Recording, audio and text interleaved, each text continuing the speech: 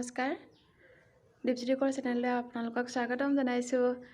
আপোনালোকলৈ সয়াবিনৰ পায়সৰ ৰেচিপি এটা লৈ আহিছোঁ। আহকচোন চাওঁ কেনেকৈ বনালোঁ। সয়াবিনৰ পায়স বনাবলৈ প্ৰথমে সয়াবিনখিনি অকণমান কুহুমীয়া গৰম পানীত তিয়াই লৈছোঁ। অকণমান নিমখ দি দিছোঁ তাতে। পায়সত যিহেতু গাখীৰ দৰকাৰ হয়, কেৰাহীখন গৰম কৰি গাখীৰটো অলপ ঢালি লওঁ।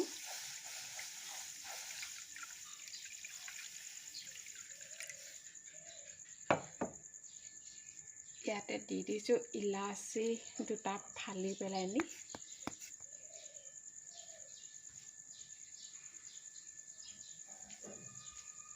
দি দিছোঁ তেজপাত। ইলাচি গোন্ধটো যিহেতু বহুত ভাল হয়, সেইটো কাৰণে দি দিছোঁ।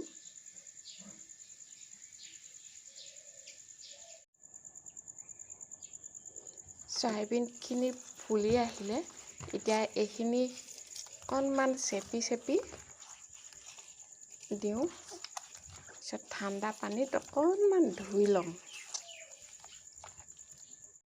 পানীত ধোৱাৰ পিছত সয়াবিনখিনি এনেকৈ সৰু সৰুকৈ যিহেতু কাটি ল'ম।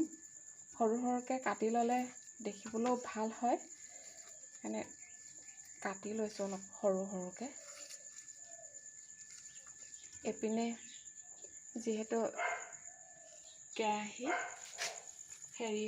গাখীৰখিনি ডাঠ হৈ গ'ল, অলপ কমি আহিলে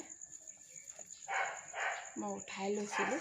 যিহেতু ইয়াত এতিয়া অকণমান কাজু আৰু কিচমিচ, যিটো মই তিয়াই থৈছিলোঁ, কাজু আৰু কিচমিচটো দি দিম। কাজুটো যিহেতু সিজিবলৈ অকণমান সময় লাগে, মানে আগতীয়াকৈ দি দিছোঁ কেৰাহীত।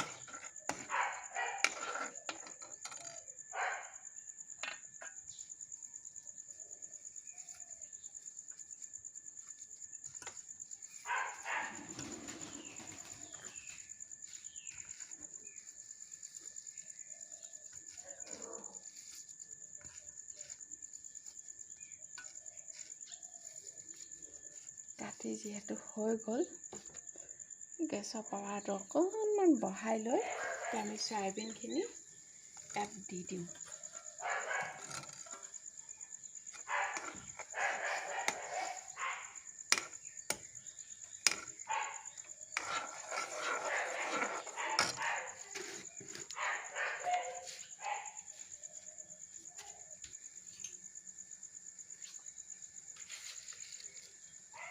চেনি দি দিছোঁ সোৱাদ মতে।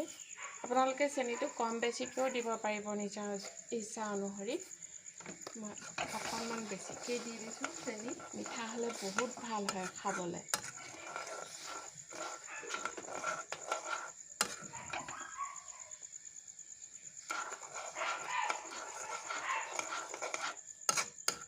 আমি এই সয়াবিনৰ পায়স যোৱা 5 বছৰৰ আগত ইটানগৰত থকা বাইদেউ এজনী ঘৰত খাইছিলোঁ। ইমানেই ভাল লাগিলে খাই।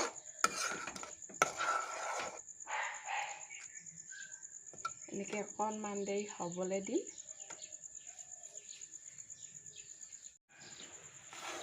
সয়াবিনখিনি লাহে লাহে হৈ আহিছেগৈ। আপোনাৰ ইমান ধুনীয়াকৈ উতলি আহিছে।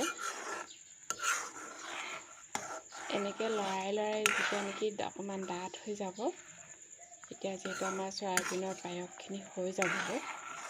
মই বেছি ডাঠ নকৰোঁগৈ, অকণ পাতলীয়াকৈ থাকিলে যিহেতু খাবলৈও ভাল হয়। আমি প্ৰায় ঘৰত এই সয়াবিনৰ পায়সটো বনাই খাওঁ। আপোনালোকেও বনাই খাবচোন, কমেণ্টত জনাব।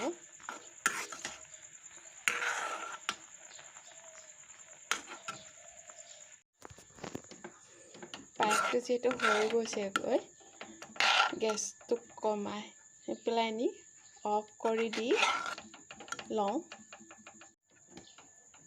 ইলাচিৰ গোন্ধ বাহ, ইমান ধুনীয়াকৈ ওলাইছে। এতিয়া আমি খাবলৈ বাঢ়ি ল'ম।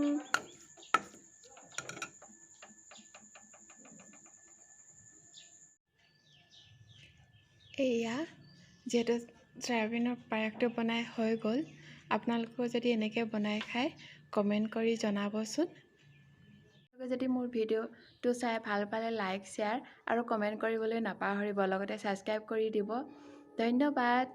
ভালে থাকক।